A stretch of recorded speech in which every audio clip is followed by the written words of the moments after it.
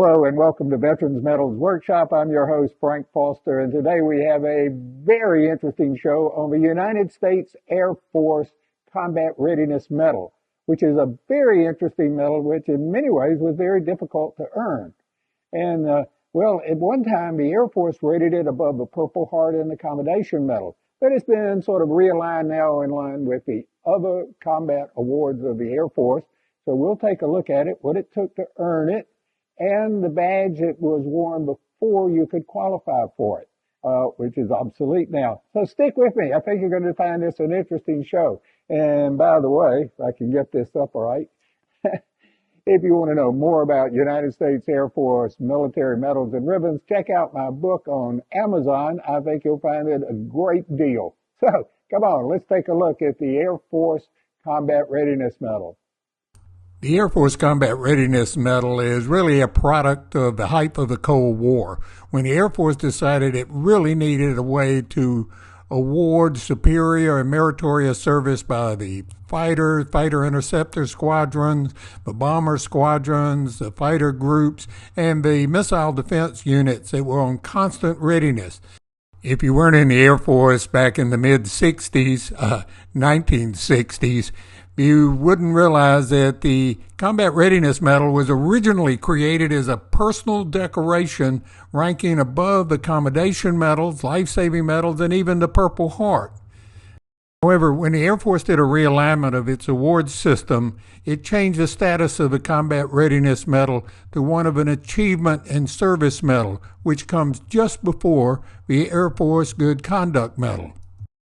Originally, it required 36 months to qualify for the Combat Readiness Medal, but now that is 24 months. And it's awarded for qualifying service in a combat or mission-ready status for direct weapons systems employment. And what I mean by that is direct weapon systems such as air crews whose wartime mission places them into enemy territory, or missile operations which can employ weapons to destroy enemy targets, and individuals who directly control in-flight manned aircraft whose wartime mission is to seek and destroy enemy targets. The medal is a very 1960s type design. It has an inverted triangle on top of a delta-swept wing-like object, both representing supersonic aircraft. The design is enclosed by a stylized compass rose with triangles at the points, indicating the worldwide nature and reach of the United States Air Force. The reverse of the medal has an inscription for Combat Readiness Air Force in a circle near the outer edges of the medal, and since it was originally designed as a very high-ranking personal decoration, it has a place for engraving of the recipient's name. I'd like to pause for just a second and say thank you to Medals of America in Fountain Inn, South Carolina, for providing all the United States Air Force medals, badges, and insignia you've seen today on the show. The ribbon has a wide center stripe of red that represents meritorious service and is flanked on either side by narrow stripes of Air Force light blue and dark blue. The medal itself comes in a basic bronze. It's also available as an anodized or gold-plated. It comes with a regulation ribbon bar, a lapel pin, and the back of the medal reads, "For Combat Readiness, Air Force," with room for the recipient's name to be engraved. There are also miniature medals and miniature ribbons available for it.